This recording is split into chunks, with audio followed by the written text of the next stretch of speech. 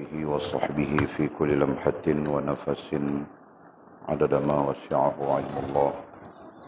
اللهم صل وسلم وبارك على سيدنا محمد وعلى آله وصحبه في كل لمحة ونفس عدد ما وسعه علم الله. اللهم صل وسلم وبارك على سيدنا محمد وعلى آله وصحبه في كل لمحة ونفس عدد ما وسعه علم الله. بسم الله ما شاء الله، بسم الله ما شاء الله، بسم الله ما شاء الله، وما لم يشاء لم يكن. لا حول ولا قوة إلا بالله العلي العظيم. لا حول ولا قوة إلا بالله العلي العظيم. لا حول ولا قوة إلا بالله العلي العظيم. اللهم ارحمنا بالقرآن واجعله لنا إماما ونورا وهدى ورحمة. اللهم ذكرنا منه ما نسينا، علمنا منه ما جهلنا، وارزقنا تلاوته آناء الليل وأطراف النهار، واجعله لنا حجة يا رب العالمين. اللهم افتح لنا فتوح العارفين وارزقنا فهم النبيين، واجعلنا من عبادك الصالحين والمتقين يا رب العالمين. بسم الله الرحمن الرحيم.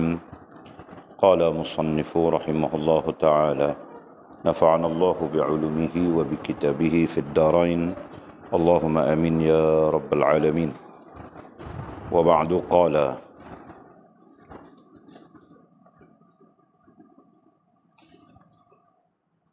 maka kamu akan dikosongkan. Hah?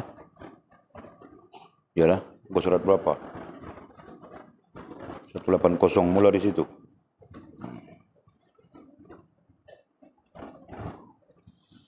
Wa ba'du qala, syarahan yang ke-60.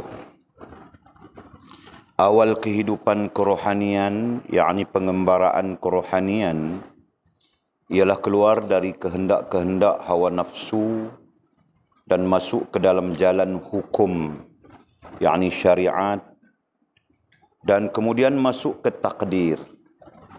Dan selepas itu masuk semula ke dalam kehendak nafsu, tetapi dalam keadaan menjaga hukum. Menjaga hukum itu menurut hukum. Oleh yang demikian, kamu kenalah keluar dari kehendak hawa nafsu dalam hal makanan, minuman, pakaian, perkahwinan, perumahan, kecenderungan dan kebiasaan, dan masuk ke dalam hukum, hukum, yakni syariat Allah. Kamu hendaklah menurut Al-Quran dan Al-Hadis. Firman Allah yang bermaksud, apa saja harta rampasan, yakni fai, yang diberikan Allah kepada Rasulnya yang berasal dari penduduk kota-kota, maka adalah untuk Allah, untuk Rasul, kaum kerabatnya, anak-anak yatim, orang-orang miskin, dan orang-orang yang dalam perjalanan. Supaya harta itu jangan hanya beredar di antara orang-orang kaya saja di antara kamu. Apa yang diberikan Rasul kepadamu, maka terimalah dia. Dan apa yang dilarangnya bagimu, maka tinggalkanlah. Dan bertakwalah kepada Allah. Sesungguhnya Allah sangat keras hukumannya. Firman-Nya lagi, katakanlah, jika kamu kasih kepada Allah, ikutlah aku, maka Allah akan kasih kepada kamu. Maka kamu akan dikosongkan dari kehendak dan keinginan hawa nafsu kamu. Diri kamu dan tidak patuh kamu, zahir dan batin. Dan tidak ada yang tinggal dalam diri kamu lagi melainkan keesaan Allah. Dan tidak ada yang tinggal di luar, yakni zahir kamu, melainkan patuh dan taat kepada Allah dalam suruhan atau tegahannya. Ini akan jadi sebati dengan kamu, sehingga menjadi pakaian kamu dan kekal padamu. Dan segala tindak tanduk, perangai, kelakuan kamu, bahkan diam dan gerak kamu dalam segala keadaan dan hal, siang dan malam, dalam perjalanan atau tidak, dalam kesusahan atau kesenangan, dalam sihat atau sakit, bahkan dalam semua ketika dan keadaan adalah dalam patuh dan taat kepada Allah semata-mata. Okey. Masuk kita kepada syarahan baru, syarahan yang ke-60. Tetap sifatnya sama, menerangkan, memberi pencerahan kepada dasar dan daras pengajian kita. Sama saja sampai habis syarahan kitab ini. Nah, semuanya bersifat menjelaskan dasar yang telah kita belajar dari syarahan pertama sampai 20, daras yang kita telah belajar dari 21 sampai 56. Ya kan? Nah, jadi perhatikan saja. Ulit terus ya. Kata musannif rahimahullahu ta'ala, awal kehidupan kerohanian, yakni pengembaraan kerohanian. Nah, ini ulit terangkan sudah. Apa maksud awal kehidupan kerohanian? Apa maksud pengembaraan kerohanian? Nah, kedua-dua istilah ini memberi maksud perkembangan. Jadi ada dhabit perkembangan kan? Nah, jadi pastikan semua orang dhabit perkembangan. Berdalilkan dengan dalil firman Allah Subhanahu wa taala, laqad khalaqnal insan fi ahsani taqwim. Nah, perkataan takwim itu dirujukkan dalam disiplin ilmu tasawuf dengan makna perkembangan. Jadi sungguh Allah menciptakan manusia untuk berkembang, rohaniahnya dan jasmaniahnya. Itu kan? Nah, itu kita beri penjelasan sudah.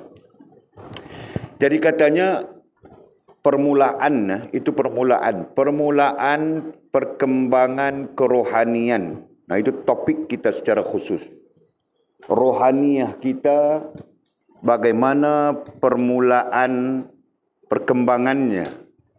Bagaimana rohaniah kita mula berkembang. Nah, kita mau lihat dari sudut itu. Ya, jangan sampai kita tidak tahu berkembangnya rohaniah kita, berkembangkah, menguncupkah, ya, sampai kita tidak tahu. Nah, itu sesuatu yang sangat merugikan.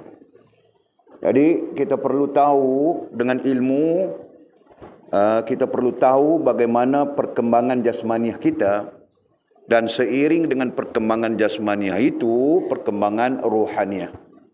Bahkan kita belajar sudah perkembangan rohaniah itu lebih penting, karena nantinya jasmaniah kita akan dipengaruhi oleh sejauh mana perkembangan rohaniah kita. Nah, itu. Okey. Jadi kata musannif jelas sudah, ialah keluar dari kehendak hawa nafsu. Tanda mula berkembangnya rohaniah kita, ya, tanda mula berkembangnya rohaniah kita ialah kita keluar dari kehendak hawa nafsu. Kita keluar dari kehendak, keinginan hawa nafsu. Nah, maksud mudahnya, sesiapa yang memerhatikan perkembangan rohaniah dirinya, nah itu yang dia perlu lihat. Dia masih cenderung mengikut keinginan hawa nafsunya kah? Nah, begitu kan? Atau keluar sudah dia daripada cenderung kepada keinginan hawa nafsu. Jelas? Nah, jadi di situ betapa pentingnya kita memahami yang dikatakan keinginan itu apa, yang dikatakan hawa nafsu itu apa. Kemudian kita gabungkan keinginan hawa nafsu. Diidhafatkan dua istilah yang berbeza, kemudian kita idhafatkan, kita sandar menyandar. Nah, dia memberi satu makna yang sangat jelas. Ya, keinginan hawa nafsu adalah merupakan pertentangan dengan Allah Subhanahu wa taala dan Rasul. Nah, itu maknanya kan? Oke, kita belajar sudah semuanya. Boleh terus saja ini. ialah keluar, ialah air kita. Ialah air kita keluar dari kehendak-kehendak, air keinginan-keinginan hawa nafsu. Nah, berarti keluar dan kemudian kita nantinya terbebas. Terbebas daripada keinginan-keinginan yang bersifat hawa nafsu. Nah, kalau ada pun keinginan, kemudian keinginan-keinginan yang menghubungkan kita dengan Allah Subhanahu wa taala. Nah, itu sebagai apa? Sebagai perbandingan. Fahamkah? Betulkah paham? Paham Walid ke paham kamu orang? Mimi kau paham? Betulkah? Lina kau paham? Kau paham Sofia? Nah, dengar Walid cakap. Ya. Tanda kita, jangan lihat orang lain. Tanda bermulanya perkembangan rohaniah kita ialah apabila kita keluar atau bebas, keluar air bebas daripada keinginan-keinginan yang cenderung kepada hawa nafsu kita. Jelaskah? Nah, boleh tulis bah. Nampak kamu orang macam mabuk. Mabuk apa? Mabuk tuhau kah? Mabuk ketom kah? Tak tahu. Ini hari bangkil yang nampak macam mabuk. Mau air new, air kelapa. Kasih makan kucing, demam. Suruh ambil air kelapa. Dikupasnya kelapa. Di mesinnya kelapa. Angkat mesin keluar daripada dapur.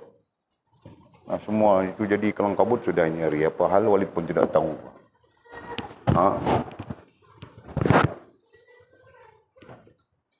Okey, apa yang Walid cakap tadi? Tanda apa?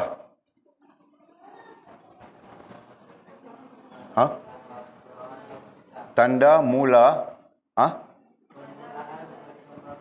permulaan perkembangan rohaniah kita di situ kan kita, jangan lihat orang lain lah, kita. Apa? Ialah bebas atau keluar dari apa? Pengaruh. Keluar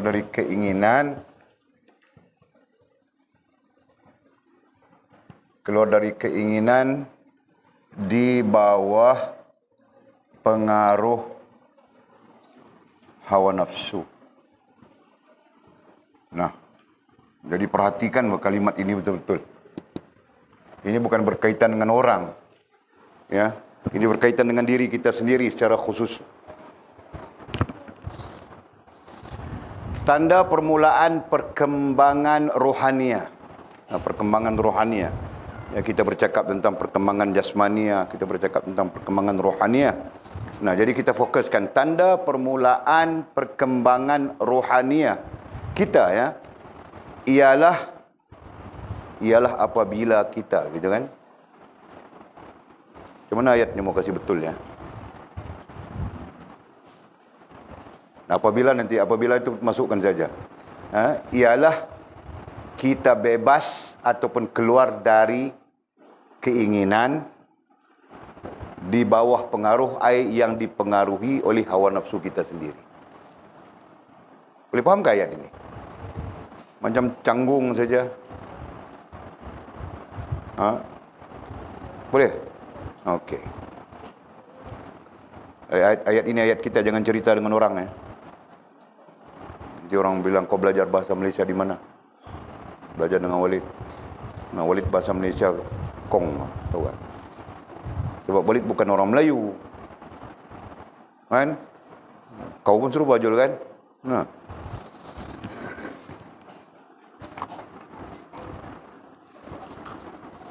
Nah, faham itu Sofia? Baca.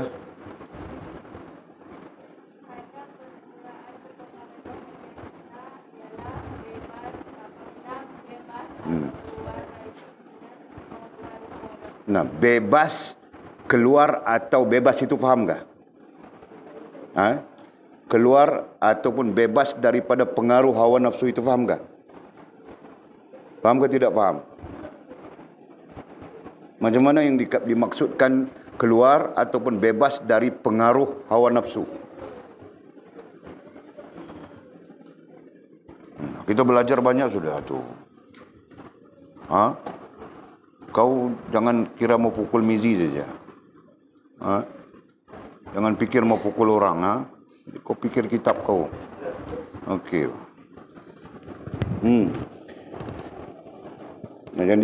Nanti cari faham.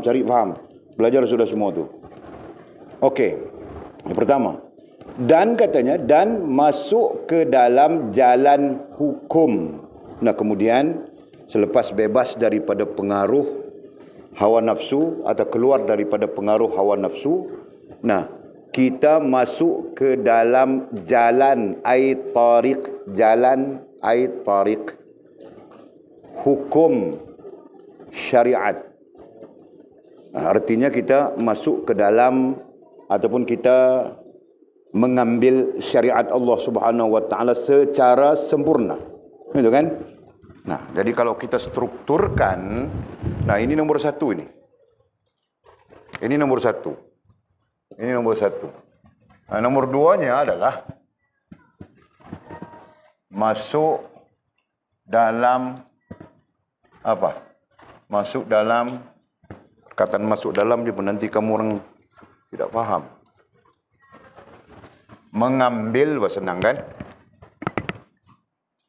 Mengambil syariat secara sempurna. Nah, mengambil syariat ini. Okey? Ini struktur yang kedua. Nah, mengambil syariat secara sempurna. Nah, nanti keluar di sana syariat itu apa? Iman, kedua Islam, dan ketiga ihsan.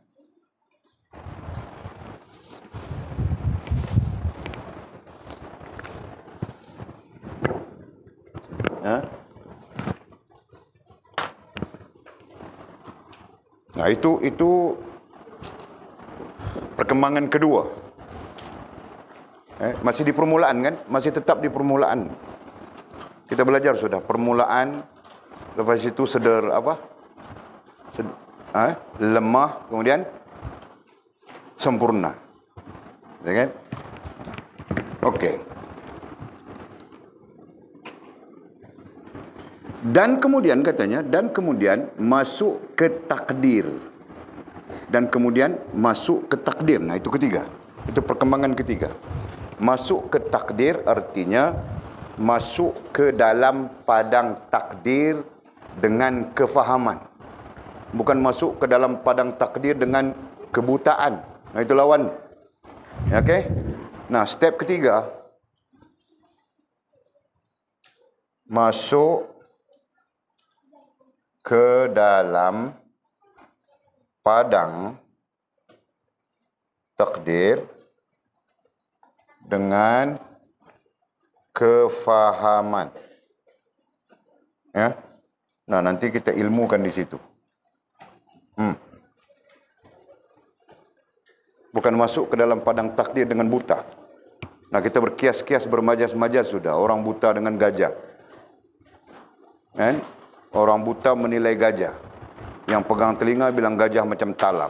Yang pegang kaki bilang gajah macam pokok kelapa. Yang pegang perut bilang gajah macam tom drum. Macam tong drum, tahu tak? Nah, kenapa berbeza-beza penilaiannya? Kerana buta. Itu kan? Nah, sama saja majas itu. Kalau kita pun buta, nanti penilaian kita juga berbeza-beza. Bahkan bukan saja berbeza-beza, nanti kita tersalah menilai, tersalah mengandaikan, dan bermacam-macam lagi. Jelaskah? Nah, jangan buta. Okey? Pertama, kedua, dan ketiganya, kita masuk ke dalam padang takdir. Nah, pada hakikatnya padang takdir itu kita masuk sejak dari belum lahir lagi, kan? Padang takdir itu.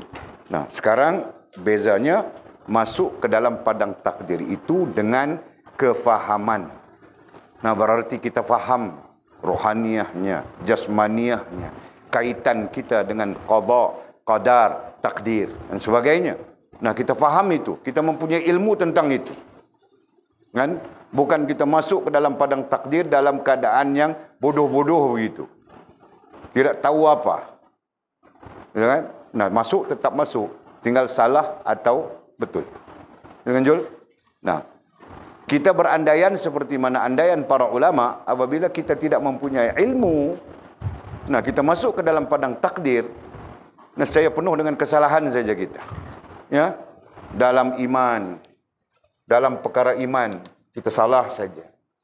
Nah, kalau salah itu tidak sampai memudaratkan iman kita, itu mungkin boleh kompromi. Tapi kalau salah itu sampai syirik, sampai murtad dan sebagainya, bagaimana? Nah, itu kan. Nah, kemudian masuk kita dalam syariat Islam pun salah juga kerana kita buta. Faham tak? Salah saja. Nah, Islam mengajar kita begini, dan kita praktiskan begini. Islam mengajar kita buat begitu, dan kita buat begini. Menyalahi saja. Betul kan? Nah, dalam soal ihsan pun kita salah juga. Semuanya kerana apa? Kerana kita buta. Itu istilah tasawuf yang telah kita berbincang. Ya kan? Okey. Terus, step keempatnya, masih lagi di permulaan perjalanan kerohanian. Dari step keempatnya kata, dan selepas itu masuk semula ke dalam kehendak nafsu, tetapi dalam keadaan berjaga-jaga. Nah, yang keempat. Nah, ini yang keempat ya. Nah, ini yang keempat. Keempat di sini. Nah, kemudian selepas daripada itu, kita masuk juga. Kita masuk semula apa? Masuk semula apa? Dan kemudian masuk, dan selepas itu masuk semula ke dalam kehendak nafsu. Kemudian kita masuk semula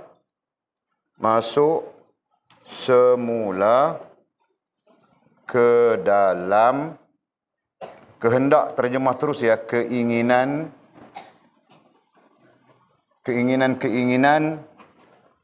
apa di situ? Keinginan nafsu ya.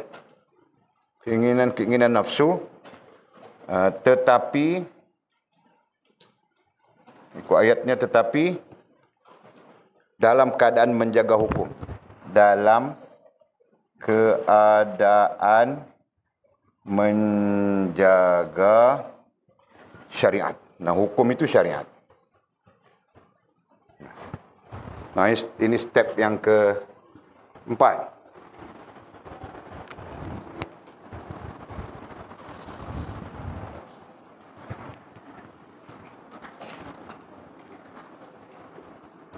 Boleh nampak kah?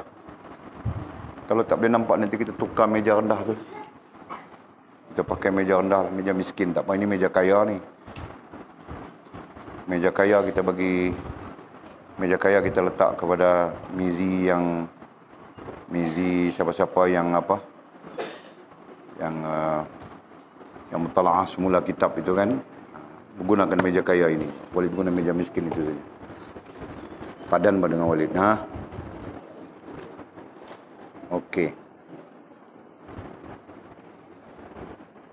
Dan kemudian masuk ke takdir. Nah, takdir itu yang kita gunakan istilah apa? Padang takdir ya. Itu.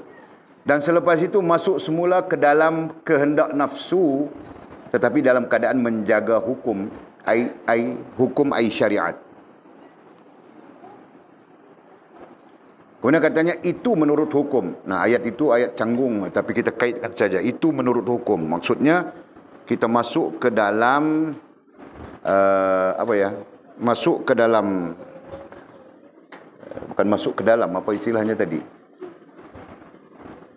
Masuk semula ke dalam keinginan nafsu, tetapi di dalam keadaan menjaga hukum, itu menurut hukum. Nah, menjaga hukum berarti kita menurut dan mengikut syariat Allah Subhanahu wa taala. Okey, nah, di situ habis 4 tahap.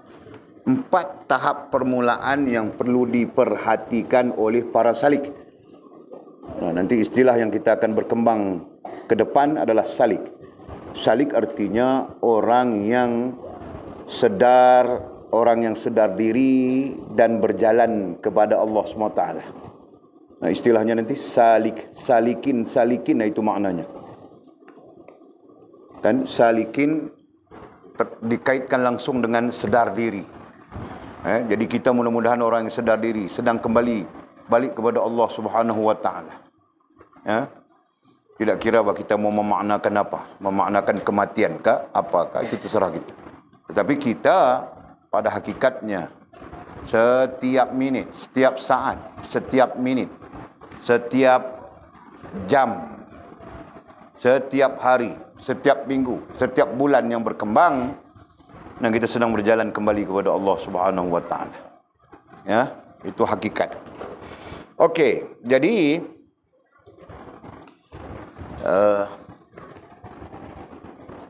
empat tahap yang kita sebutkan di sini ya, semuanya ini tahap permulaan. Tahap permulaan rohaniyah kita berkembang. Nah, jika kita berada di keadaan-keadaan ini, sama ada sedar ataupun tidak sedar, nah di situ memberi gambaran mula berkembangnya rohaniyah kita. Nah, dalam arti kata yang lain, jika kita peka, jadi kita tahu menjaganya, begitu kan? Nah, jika kita peka, bukan peka, nah kita tidak tahu menjaganya. Jelaskah? Okey. Jadi mungkin ada pertanyaan di sana, kenapa kita pertama kita keluar ataupun bebas daripada pengaruh keinginan nafsu. Nah, kemudian datang di posisi yang keempat di sana. Nah, kita mengikut nafsu semula. Bezanya posisi keempat itu kita menjaga, betul kan? Kita menjaga nafsu kita, keinginan nafsu kita, kita menjaganya dengan syariat Allah Subhanahu wa taala. Fahamkah? Nah, itu bezanya. Kenapa? Karena nafsu itu adalah bagian daripada fitrah. Ya. Tidak mungkin boleh kita buang. Nah, artinya tetap ada. Maksudnya begitu. Tinggal lagi terkawal, terjaga dengan syariat Allah Subhanahu wa taala. Jelaskah? Nah, itu maksudnya. Nah, kalau dulu kita tidak peduli bahawa hukum kah, apakah, kita langgar saja kan, Jul? Nah, sekarang tidak lagi bah. Kita jaga saja. Tidak boleh. Walaupun kita membuak-buak teringin kan, Jul kan? Nah, teringin bagi kita. Membuak-buak, tahu kan membuak-buak. Nah, tapi kita menjaganya begitu. Kan? Mau saja kita tidur sampai tidak bangun kan? Gitu kan? Tapi, nah, kita syariat itu menjaga kita dalam arti kata yang lain. Faham kami Zi?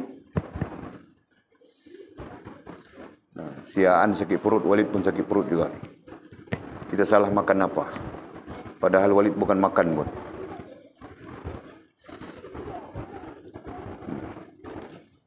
Okey. Oleh yang demikian, kamu kenalah, hendaklah keluar dari kehendak, keinginan, hawa nafsu. Kamu kenalah, hendaklah keluar dari kehendak, keinginan. Nah, kita umumnya pakai keinginan saja. Keinginan, hawa nafsu dalam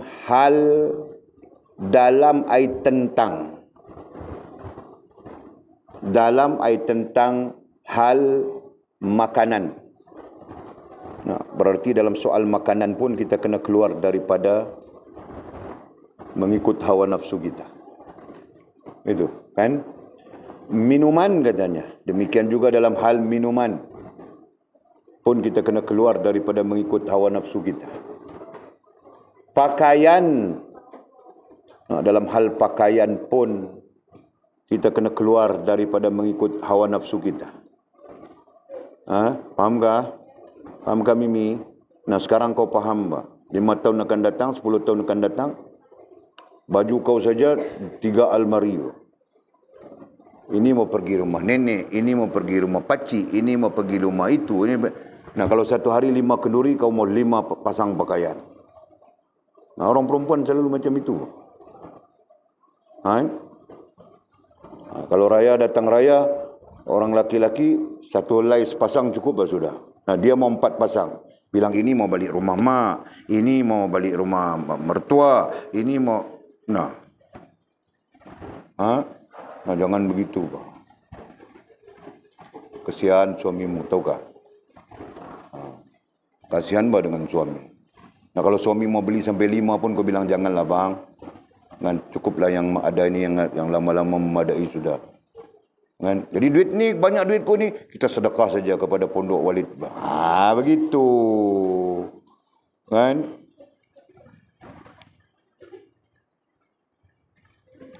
Kau faham ke sila? Apa lagi?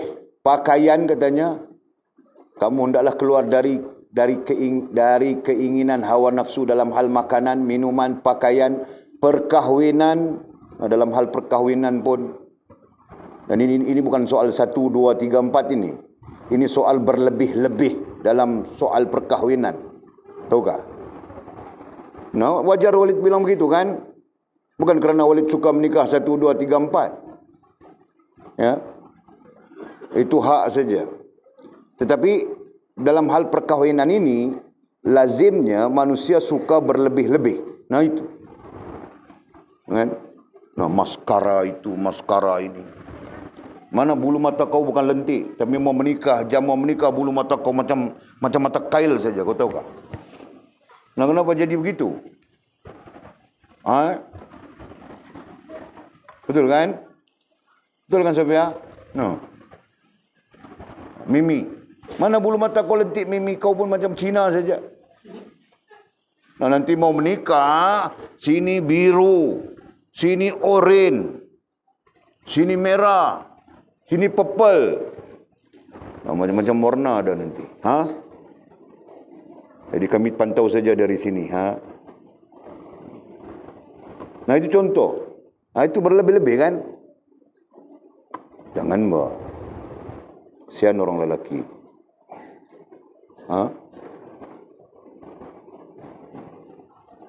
Tapi kalau sebelah Sabah sana dia budayanya jadi kerbau sebelum nikah kan. Nah, esok mau menikah ini malam jadi kerbau, tahu kan? Itu budaya kan? Walid pun kena sudah. Jadi kerbau.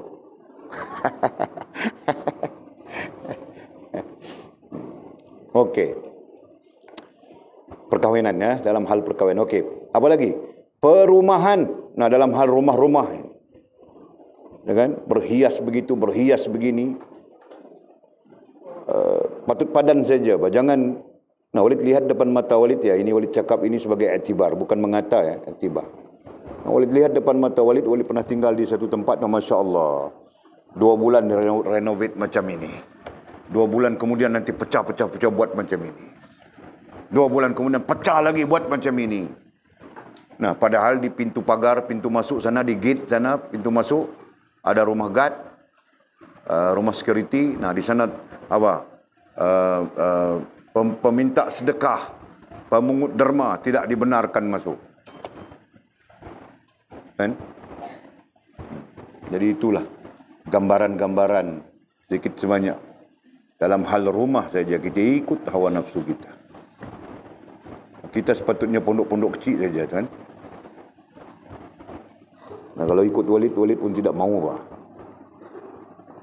Sekarang mula fikir besar-besar rumahku. Nanti aku mati, biniku menikah lagi. Datang suami baru dia. Diputar alamnya. Kan? Dijualnya tanah ini. Apa jadi anak-anak pondok ini, aku fikir semua sudah. Tahukah? Sekarang aku menung banyak bah, fikir saja. Apa yang patut ku buat? Aku tidak percaya bah isteri. Jujur. Nabi mengajarku. Nabiku mengajarku. Bahwa isteri tidak boleh kau percayakan 100%. Faham tak? Kau boleh percaya ibumu saja. Tanya lagi sahabat, siapa yang boleh dipercayai? Ibumu. Siapa wahai Rasulullah yang boleh dipercayai? Maksud sahabat selain dari ibumu, 3 kali. Kemudian ayahmu. Nah, ayah nomor 3. Berarti ayah pun kurang boleh percaya. Dalam soal anak dengan ibu, anak dengan ayah. Nah, kemudian tanya lagi sahabat. Kemudian siapa? Maka jawab Rasulullah SAW, saudaramu yang mereka menyintaimu dan kau menyintai mereka kerana Allah Subhanahu wa taala. Saudaramu itu terbuka saja. Mungkin orang lain, bukan adik-beradik. Kan? Dan buktinya kita lihat sudah adik-beradik perang saja. Yang namanya adik-beradik perang saja. Perang kerana tanah, perang kerana duit, perang kerana itu, perang kerana ini. Nah, jadi jelas maksud Rasulullah. Yang dimaksudkan saudaramu yang kau menyintai dia dan dia menyintaimu. Nah, itu artinya terbuka. Dan ternyata di situ Nabi tidak sebut langsung isteri, tahu tak? Jadi kita saja yang bodoh-bodoh orang lelaki ini.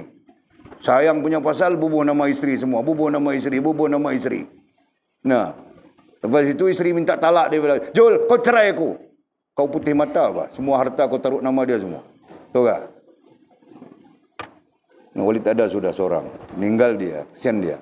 Meninggal dalam keadaan yang apa pun tidak ada. Mau buat apa? Nama isteri semuanya. Bisnes itu, bisnes ini, bisnes itu, bisnes semua isteri. Duit account bank semua nama isteri. Berjuta-juta. Tiba-tiba isteri ada skandal dengan orang lain. Nah, dia nak menceraikan isteri. Macam mana mau buat? Nah, akhirnya bawa mati di jalan.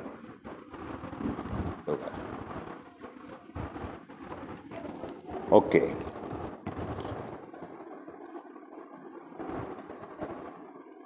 Apa lagi? Kecenderungan. Nah, itu juga. Ya. Kita perlu keluar daripada mengikut, daripada keinginan-keinginan hawa nafsu kita dalam soal kecenderungan. Nah, kecenderungan itu kita belajar sudah dulu apa? Kecenderungan itu termasuk hobi, termasuk minat. Nah, itu dalam psikologi ya. Nah, kita pinjam konsep psikologinya. Yang dinamakan kecenderungan itu termasuk hobi kita, termasuk minat kita, termasuk kesukaan kita. Ya, nah itu semua klasifikasi kecenderungan. Bahkan kecenderungan itu pun nantinya terjadi daripada hobi, dari minat, dari kesukaan. Betul kan? Faham tak? Nah, kerana kita minat, kerana hobi, kerana minat, kerana suka, nanti kita cenderung saja. Nah, ada orang suka tengok perempuan. Hobinya, minatnya, sukanya. Gitu kan? Ada orang yang tidak suka tengok perempuan yang live gitu, Pak. Tapi dia suka lihat perempuan yang di dalam tu, yang di dalam telefonnya itu. Misalnya kan? Nah, kecenderungan-kecenderungan sebegitu pun kita perlu keluar atau bebaskan diri kita. Kan? Okey. Dan kebiasaan. Nah, terkait dengan kecenderungan itu kebiasaan. Nah, kebiasaan apapun yang sifatnya mengikut hawa nafsu, nah kita perlu tinggalkan, perlu bebas daripadanya. Ya, kebiasaan. Ada orang kebiasaannya memancing, pulang kerja terus pergi memancing. Solatkah, apakah dia tidak pernah fikir. Kan? Pulang kerja pergi mancing. Boleh pernah tengok orang sebegitu. Nah, jangan. Ya kan? Nah, itu kebiasaan. Dan kebiasaan-kebiasaan yang lain yang tidak menghubungkan kita dengan Allah Subhanahu wa taala, yang lebih cenderung kepada mengikut hawa nafsu kita. Nah, nanti kalau kamu orang tanya, Walid isap rokok daun itu macam mana?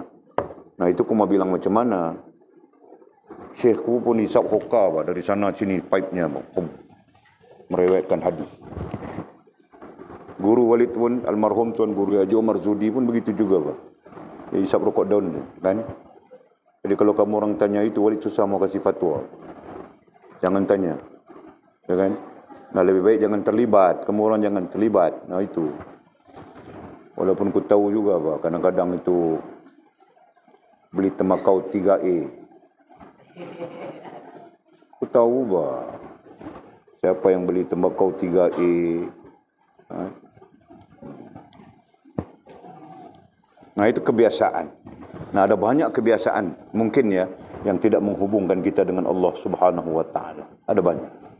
Jadi kita tinggalkan kebiasaan itu. Dan atau ya, kalau kebiasaan itu kebiasaan yang salah menurut syariat, nah kita tinggalkan terus. Ya, tapi kalau kebiasaan itu tidak salah menurut syariat, nah kita boleh lakukan dalam keadaan kita membawa menuntunnya untuk menepati syariat Allah Subhanahu wa taala. Ya. Begitu.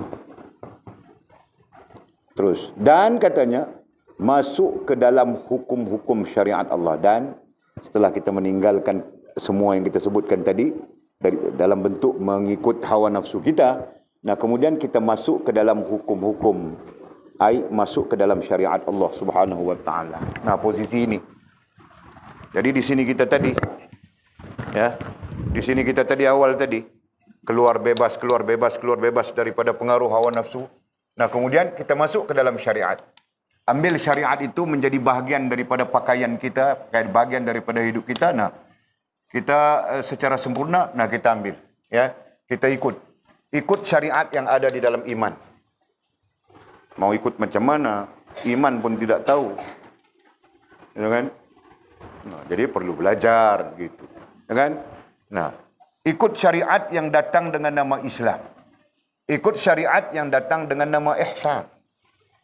Nah, di sini kita jangan gagal. Maksudnya begitu. Ya, karena kegagalan di sini nantinya akan gagal di sini. Gagal di sini nantinya akan gagal di sini. Nah, kita tidak akan berkembang. Kan kita belajar sudah. Dalam perkembangan kita, permulaan, pertengahan, bilang lemah, itu kan, dan sempurna, tahap yang ketiga. Nah, mana mungkin kita akan sampai kepada tahap sempurna kalau kita gagal di sini, gagal di sini, gagal di sini, gagal di sini. Itu kan? Tahap permulaan pun kita tidak lepas. Nah, selama mana tahap permulaan itu tidak lepas, sedangkan kita bersungguh-sungguh, mudah-mudahan Allah memberi pertolongannya, gitu kan? Tapi tahap pertama pun tidak lepas, sedangkan kita sendiri pun tidak bersungguh-sungguh. Nah, kita akan lekat di situ saja. Tidak berubah keadaan kita. Macam itu saja. Umur 40 pun macam hantu, umur 50 macam syaitan, umur 60 macam dajjal. Nah, begitu jadi. Kan? Umur 70 macam apa? Kamu tidak ada istilah, kami saja orang Kedah saja ada istilah itu. Umur 70 macam pelak. Orang Kedah saja ada istilah itu. Jangan, kan? Tidak mau kita begitu. Okey.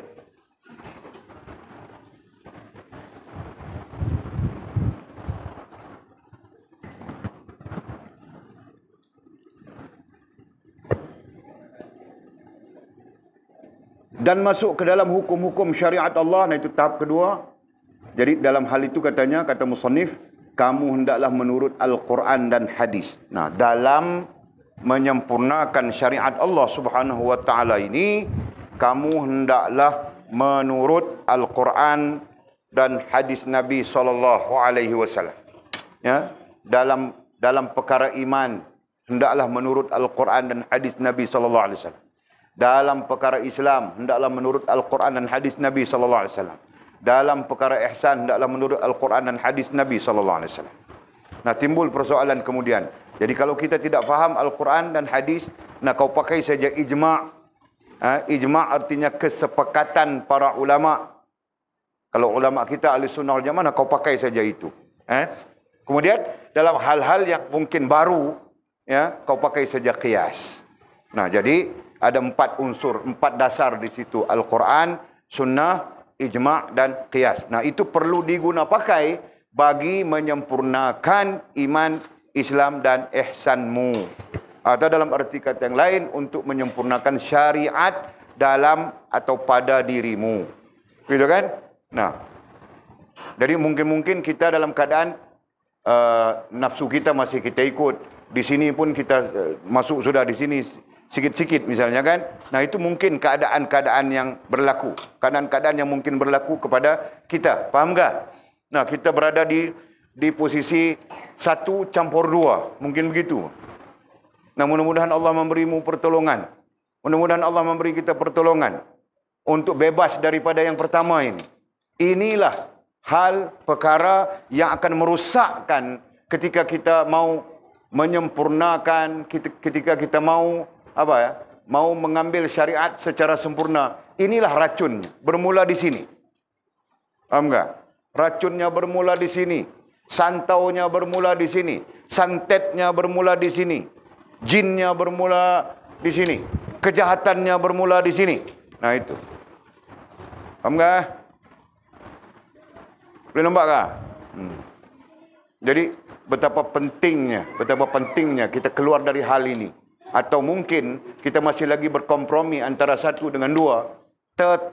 Tetap di sini kita ambil Al-Quran, Sunnah, Ijma' dan Qiyas. Mudah-mudahan ini di sini akan membantu kita bebas daripada hal yang pertama ini. Jelas? Okey.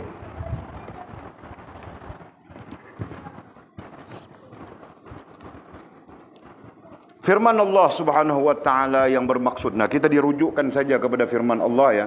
Firman ini kita jumpa sudah dalam syarahan 30 berapa? Boleh tidak ingat, nanti cari ya. Maksud firman Allah ini bukan keseluruhannya, tapi boleh kita ambil iktibar dari sana. Apa saja harta rampasan, yakni fai yang diberikan Allah kepada Rasulnya yang berasal dari penduduk kota-kota, maka adalah untuk Allah, untuk Rasul, kaum kerabatnya, anak-anak yatim, orang-orang miskin dan orang-orang yang dalam perjalanan, yakni musafir. Orang-orang yang dalam perjalanan ai musafir. Supaya harta itu jangan hanya beredar di antara orang-orang kaya sahaja di antara kamu. Nah, dalil yang kita mau pegang bermula di sini. Apa yang diberikan Rasul kepadamu, maka terimalah dia. Dan apa yang dilarangnya bagimu, maka tinggalkanlah dia. Nah, apa yang Rasul ajar kita, suruh kita buat, nah kita ambil dan buat.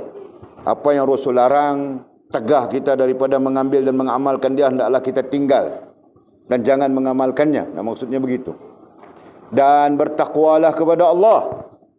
Dan bertakwalah kepada Allah. Sesungguhnya Allah sangat keras hukumannya. Nah, di sini ada ayat tazkirah. Itu kan? Nah, ada ayat yang terkait dengan tazkirah. Tapi isunya adalah kita perlu mengikut Allah dan Rasul. Jelas sudah? Nah, isunya ya, terkait dengan yang kita sebutkan pada perkara nombor 2 ini. Nah, kita perlu mengikut Allah, mengikut Rasulullah. Nah, mengikut Allah subject to Al-Quran, mengikut Rasulullah subject to sunnah Nabi SAW. Begitu. Nah, ini dalilnya. Ada satu dalil yang dikepilkan. Apa? Firmannya lagi, firman Allah SWT. Katakanlah, jika kamu kasih kepada Allah, ikutlah aku, maka Allah akan kasih kepadamu. Nah, ini juga firman Allah Subhanahu wa taala. Qul in kuntum tuhibbunallah fattabi'uni yuhibbukumullah yaghfir lakum dzunubakum wa yadkhilkum jannatin tajri min tahtiha al-anhar. Nah, itu bunyi ayatnya. Nanti cari. Jam kita tidak datang pada ini malam.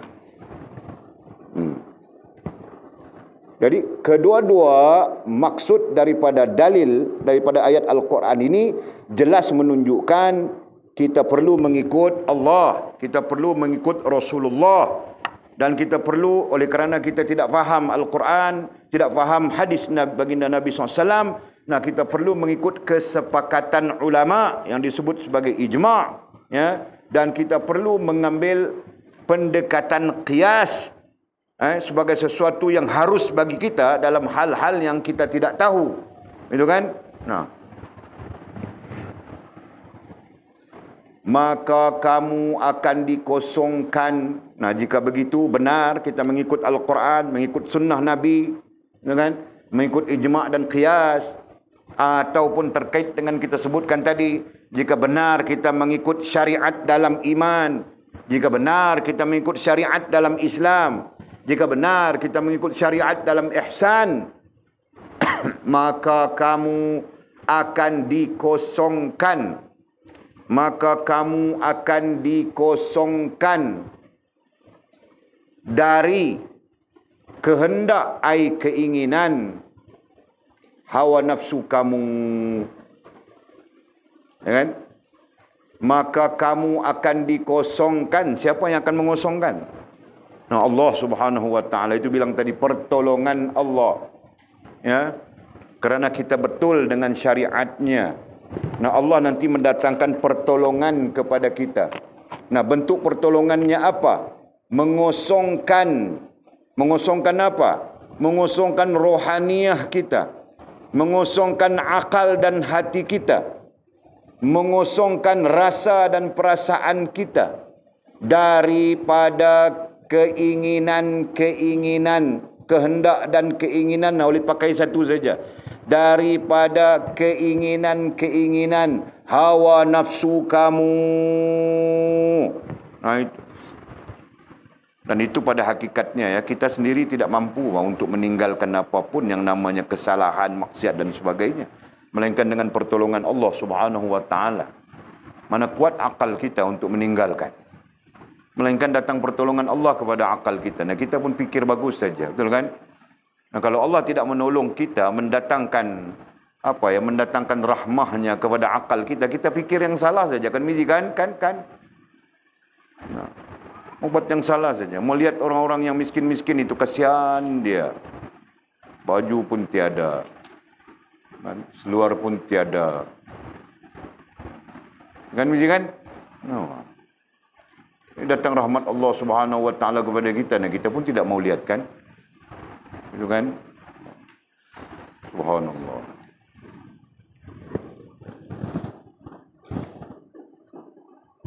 Maka kamu akan dikosongkan dari keinginan-keinginan hawa nafsu. Nah, dikosongkan daripada apa boleh bilang tadi, rohaniah kita, itu kan? Atau akal dan hati kita, atau rasa dan perasaan kita. Nah, berarti Allah kosongkan akal dan hati kita. Kita pakai spesifikasi akal dan hati. Nah, Allah mengosongkan daripada akal dan hati kita kecenderungan kepada sesuatu yang bercanggah dengan Allah Subhanahu wa taala dan Rasul. Bercanggah dengan Allah dan agama. Nah, itu lebih tepat kita gunakan kaedah disiplin asasul usul kita. Ya kan? Nah, Allah menolong kita. Menolong akal dan hati kita daripada terpengaruh dengan sesuatu yang tidak menghubungkan kita dengan Allah, dengan agama. Nah, begitu. Subhanallah. Dengan anti Mizi tiba-tiba kaya, jutawan yang tidak ketahuan. Kan? Tiba-tiba saja Mizi kaya jadi jutawan yang tidak ketahuan. Nah, itu jam dia pun fikir, macam mana duitku banyak-banyak ini, aku mau buat apa ni? Aku buka dangdut. Kan? Dia pun fikir mau buka dangdut. Aku buka dangdut. Karaoke dangdut. Aku panggil Inul datang. Inul Darastita. Yang goyang punggungnya itu kan. Dia panggil apa? Ratu goyang enggak, Pak? Nah, tiba-tiba, Mizi berfikir begitu, Pak. Tiba-tiba datang rahmat Allah kepada akalnya. Astaghfirullahalazim, aku tersalah fikir sudah. Allah, ya Allah, Mizi pun menyesal, minta ampun pada Allah SWT. Ya Allah, ampunkanlah. Salahku berfikir ni. Kan? Jadi dia pun ubah, Pak. Jadi duit yang banyak-banyak aku ini, berjuta-juta ini, kalau aku beli tanah di Sabah sana, aku bikin pondok, Pak. Nah, dia pun beli tanah, bikin pondok. Kasih tahu si Jul. Jul, kau datang mengajar, Pak. Jul pun datang mengajar. Siratal ladzi. Kan? Begitu kan? Nah, jemputnya si Akil datang mengajar. Jemputnya si Anjung datang mengajar. Jemputnya si ustazah ini datang mengajar. Besar pondok itu. Anjung si Mizi pun mula menginfakkan semua harta bendanya kepada pondok itu. Masya Allah. Nah, gitu. Siapa yang memberi rahmat itu? Allah Subhanahu wa taala. Kau sendiri tidak mampu buat, tahukah? Bukan kau, walidkah, siapapun kita tidak mampu untuk melakukan kebaikan yang ngam dengan syariat Allah SWT, melainkan dengan pertolongan dan rahmat Allah Subhanahu wa taala. Faham kah? Nah, itu. Sebab itu jangan sampai Allah murka kepada kita. Ya. Okey.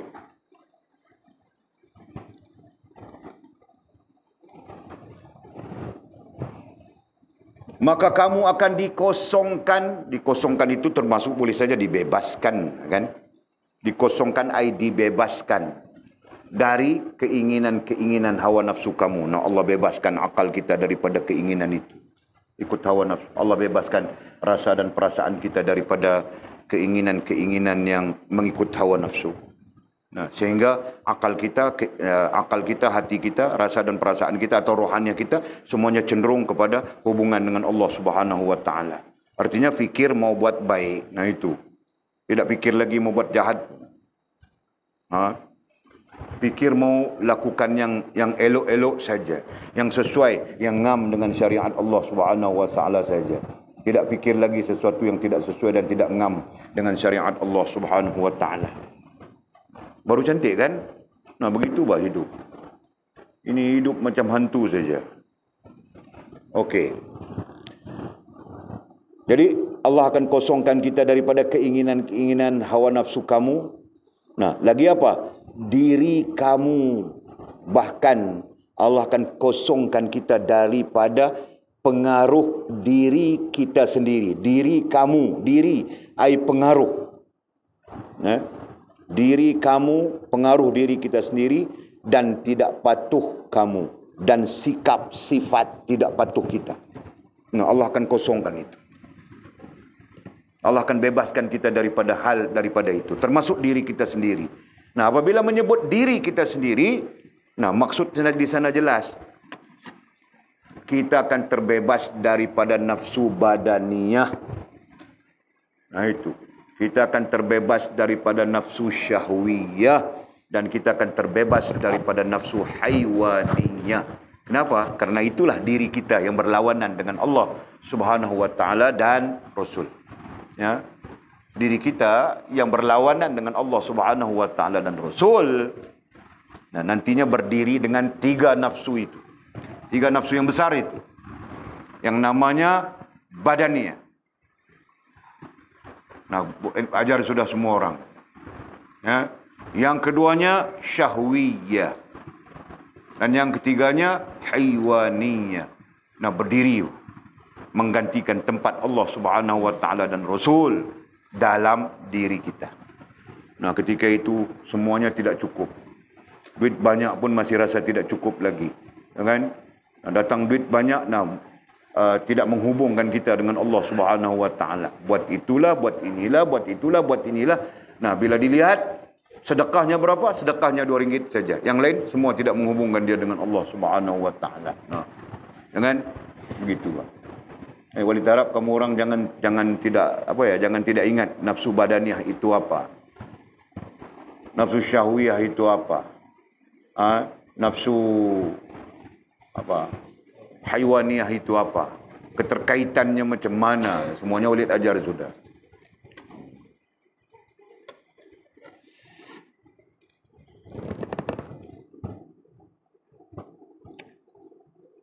Kemudian apa lagi?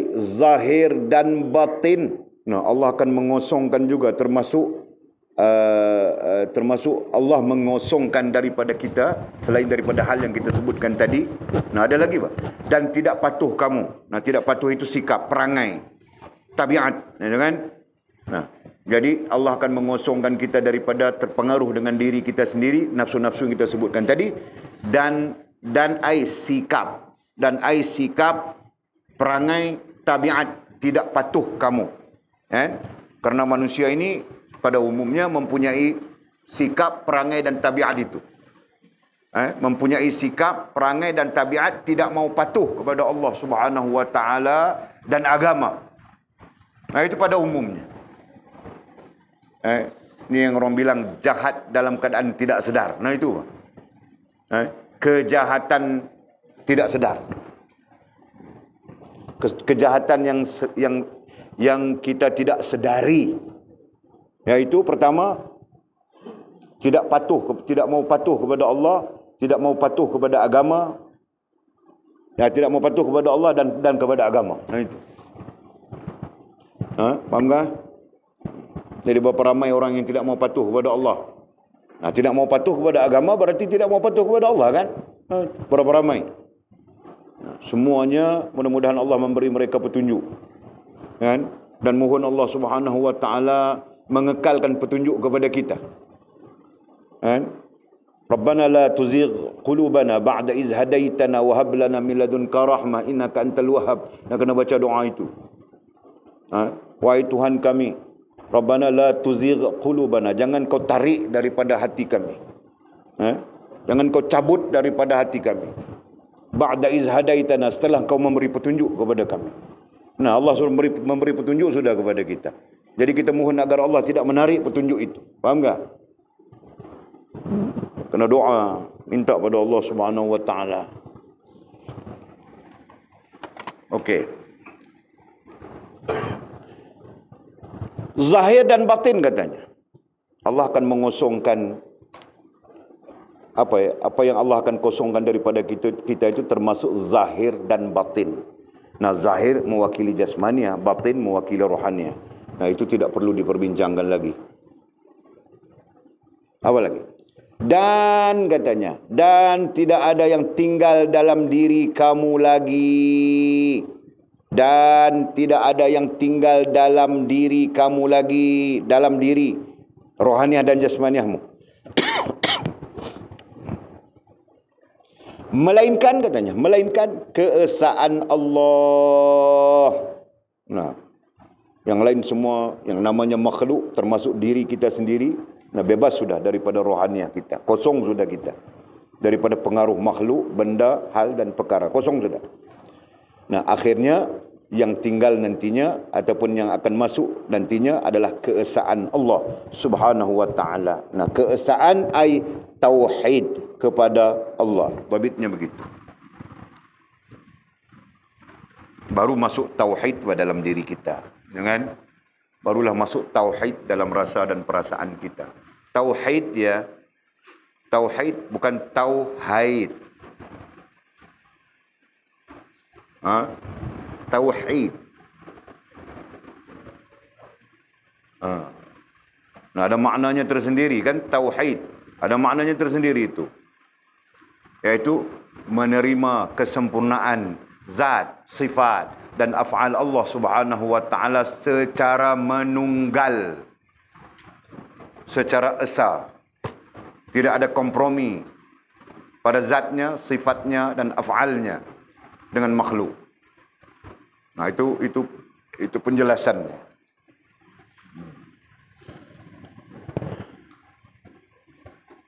Dan tidak ada yang tinggal dalam diri kamu ai rohaniah dan jasmaniah lagi melainkan keesaan Allah, melainkan keesaan ai tauhid kepada Allah. Dan tidak ada yang tinggal di luar diri. Tidak ada yang tinggal di luar, yakni zahir bilangnya. Zahir ai jasmaniah. Dan tidak ada yang tinggal di luar, yakni zahir ai jasmaniah kamu, melainkan patuh dan taat kepada Allah dalam suruhan atau tegahannya. Nah, ini berarti jasmaniah kita dalam keadaan taat dan patuh kepada Allah Subhanahu wa taala. Taat dan patuh kepada Allah Subhanahu wa taala sama ada suruhan maupun tegahan Allah Subhanahu wa taala, tanpa perlu dipaksa-paksakan lagi gitu. Ya kan? Dengan sendirinya jasmaniah kita itu nantinya taat dan patuh kepada Allah Subhanahu wa taala tanpa perlu dipaksa-paksakan. Nah, itu. Nah, berarti di satu sisi bebas kita daripada nifak. Kan? Bebas daripada syirik, bebas daripada nifak. Nah, mungkin nanti bebas daripada fasik, begitu kan?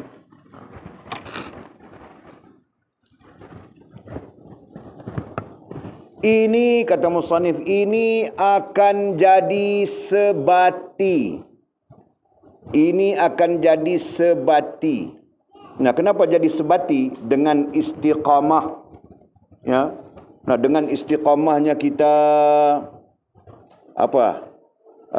dengan pertolongan Allah Subhanahu wa taala, kosongkan akal dan hati kita daripada pengaruh-pengaruh yang tidak menghubungkan kita dengan Allah Subhanahu wa taala. Nah, datang pertolongan Allah Subhanahu wa taala kepada kita, ya, zahir dan batin kita, rohaniah dan jasmaniah kita. Nah, dalam diri kita termasuk terhimpun sudah tauhid kepada Allah SWT. Nah, akhirnya jasmaniah kita akan dipengaruhi oleh rohaniah kita untuk taat dan patuh kepada Allah Subhanahu wa taala. Dan kemudian kita istiqamah di situ. Istiqamah dengan maksud bersungguh-sungguh. Istiqamah dengan maksud menjaga, ya kan?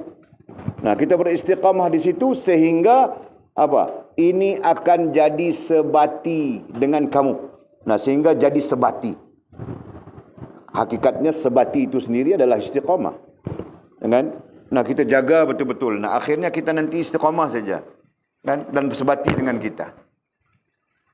Contoh, kan? Zikir setiap hari. Misalnya, banyak ini, banyak bini, banyak ini. Nah, nanti akan jadi sebati dengan kita. Faham tak? Begitu, bah. Salawat, banyak ini, banyak ini, banyak ini satu hari, dan nanti akan sebati dengan kita apabila kita beristiqamah. Nah, jangan hari ini buat, 3 bulan kemudian baru buat. Nah, itu 3 bulan pun kira bagus sudah. 3 tahun baru buat misalnya. Kan? Nah, jadi macam mana mau jadi sebati dengan diri kita, gitu kan? Apapun perlu kita pertama melaksanakannya, yang kedua beristiqamah dengannya, dan yang ketiga melazimi diri kita. Nah, baru nanti jadi sebati. Okey.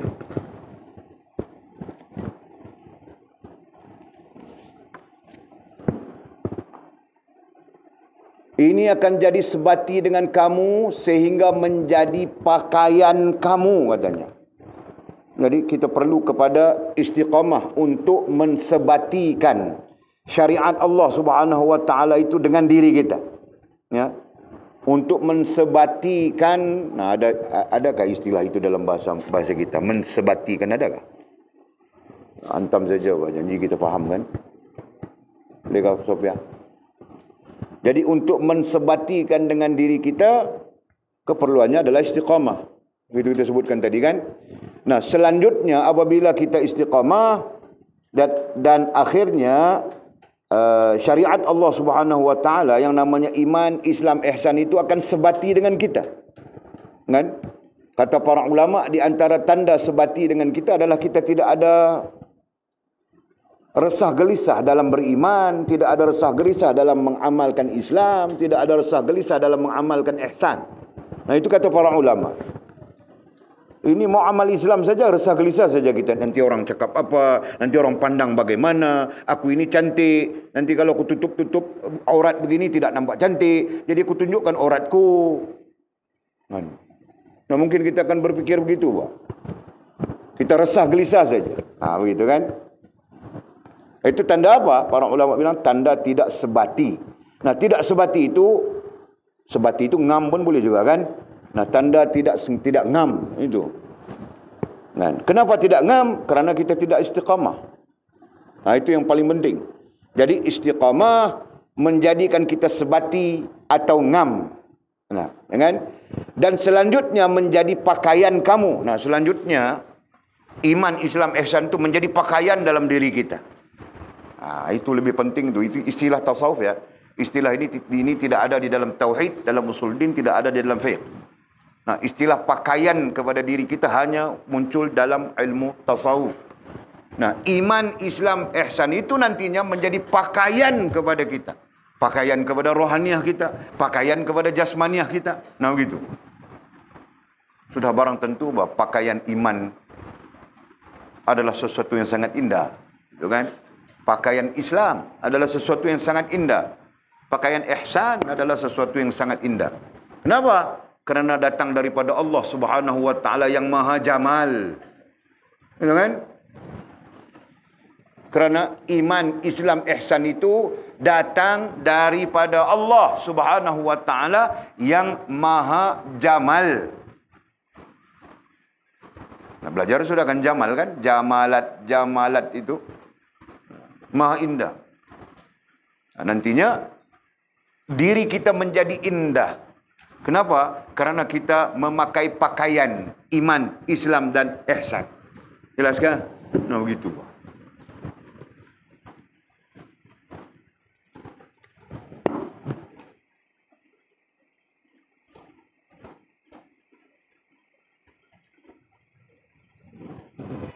Dan katanya, dan kekal padamu, dan kekal padamu. Bahkan mudah-mudahan pakaian iman, Islam dan ihsan ataupun pakaian syariat itu tadi kekal padamu, kekal pada kita, rohaniah dan jasmaniah, sampai kita menghadap Allah Subhanahu wa taala. Nah, pakaian yang namanya iman kekal pada diri kita, pakaian yang namanya Islam kekal pada diri kita, pakaian yang namanya ihsan kekal pada diri kita, sampai kita pulang menghadap Allah Subhanahu wa taala. Dan katanya, dan termasuk menjadi pakaian itu dan segala tindak tanduk. Segala tindak tanduk. Nah, tindak tanduk itu apa? Kita bilang tindak tanduk itu amalan kan? Amalan, tingkah laku. Nah, itu buat tindak tanduk. Nah, amalan, tingkah laku kita itu berada dalam pakaian iman, Islam dan ihsan. Nah, itu. Itu yang paling penting. Tingkah laku kita, tindak tanduk kita nantinya berada dalam pemakaian iman, Islam dan ihsan. Nah, tingkah laku orang yang beriman, tingkah laku orang yang berislam, tingkah laku orang yang berihsan. Nah, sudah tentu sesuai ngam dengan syariat Allah Subhanahu wa taala. Itu kan?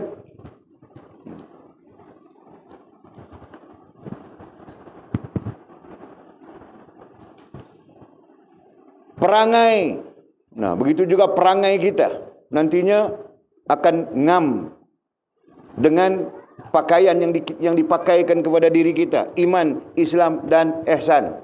Nah, dalam arti kata yang lain, perangai kita nanti perangai orang yang beriman. Perangai kita nanti perangai orang yang berislam. Perangai kita nantinya perangai orang yang berihsan. Bukan perangai macam taik saja.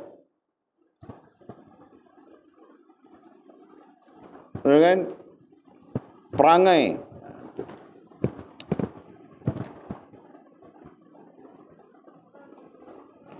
Kelakuan kamu katanya. Kelakuan. Nah, ini cantum semua ya. Nah, tidak apa-apa. Kelakuan itu fizikal kita kan. Nah, tingkah laku juga, kelakuan kita juga tingkah laku.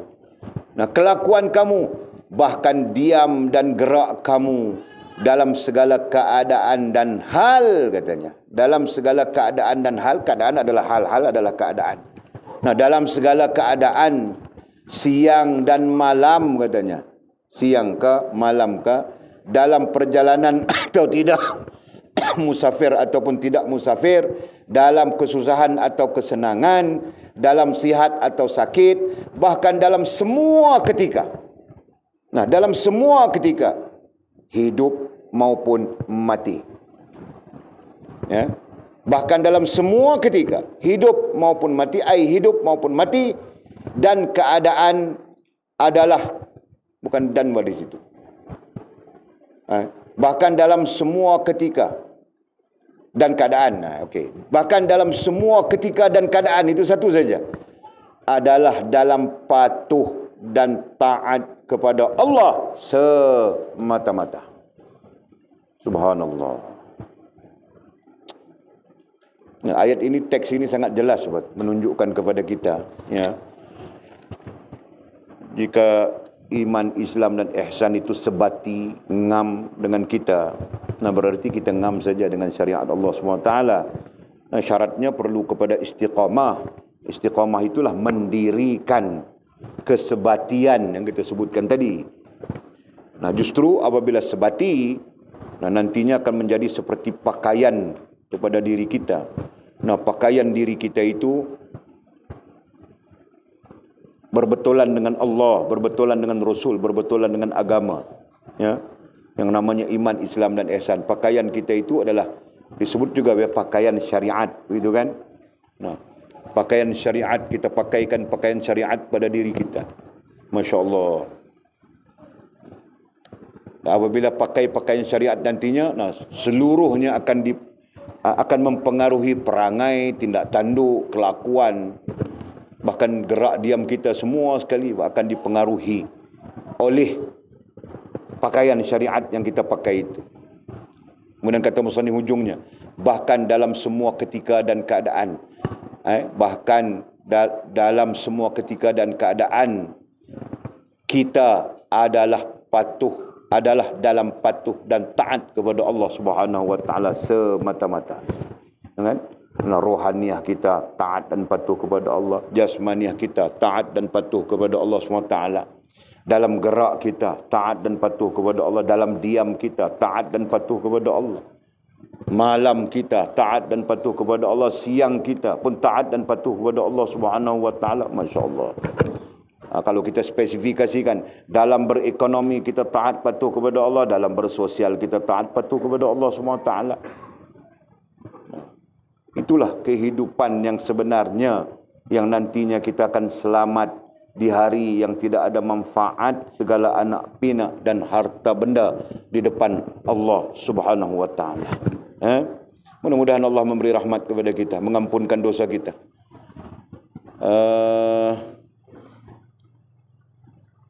Memelihara kita, memelihara kita, melimpahkan pertolongan kepada kita untuk kita dapat beristiqamah seperti mana kita sebutkan tadi, dapat ngam dengan syariat Allah SWT yang namanya iman, Islam dan ihsan itu, dan berkekalan mudah-mudahan sampai kita kembali menghadap Allah Subhanahu wa taala. Amin ya rabbal alamin. Dan kita berhenti di situ, kemudian kata musannif, kemudian kamu akan dibawa ke lautan takdir. Allahumma.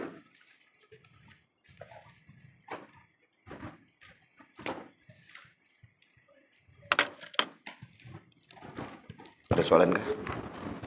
Ya, silakan.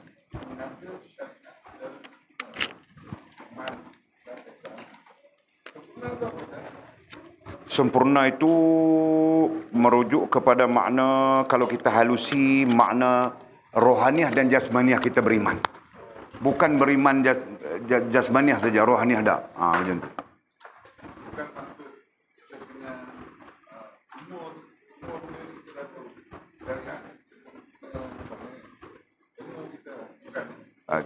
Satu sisi pandang boleh kita pikir tu. Tapi para ulama tidak berbincang begitu. Kenapa? Kerana iman ini ada awal, ada permulaan, ada lemah, ada sempurna.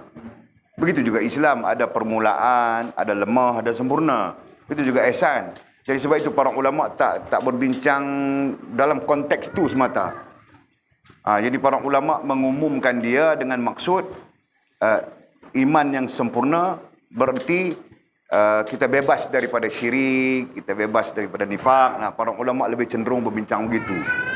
Islam yang sempurna berarti kita bebas dengan amalan-amalan yang daripada amalan-amalan yang bercanggah dengan Allah Subhanahu wa taala dan Rasul. Para ulama berbincang dari sudut itu.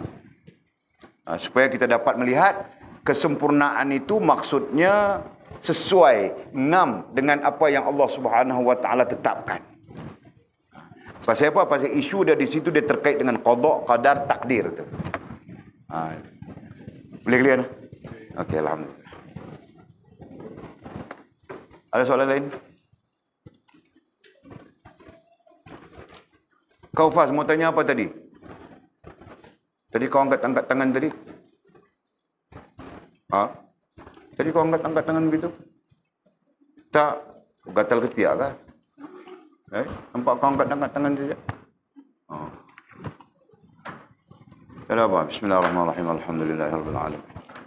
Wassalatu wassalamu ala asyrafil mursalin sayyidina wa maulana Muhammad wa ala alihi washabbihi ajma'in. Allahumma iftah lana futuhal 'arifin warzuqna fahman nabiyyin waj'alna min ibadikas salihin. Allahumma ihdinas siratal mustaqim siratal ladzina an'ama Allahu minan nabiyyin was-siddiqin wasyuhada'i was-salihin. اللهم ربنا افتح بيننا وبين قومنا بالحق وأنت خير الفاتحين. اللهم أعنا على ذكرك وشكرك وحسن عبادتك. اللهم فقهنا في الدين وعلمنا التأويل. اللهم فقهنا في الدين وعلمنا التأويل. اللهم فقهنا في الدين وعلمنا التأويل. وصلى الله على سيدنا محمد وعلى آله وصحبه وبارك وسلم والحمد لله رب العالمين. خبر الله منا ومنكم وقم الصلاة.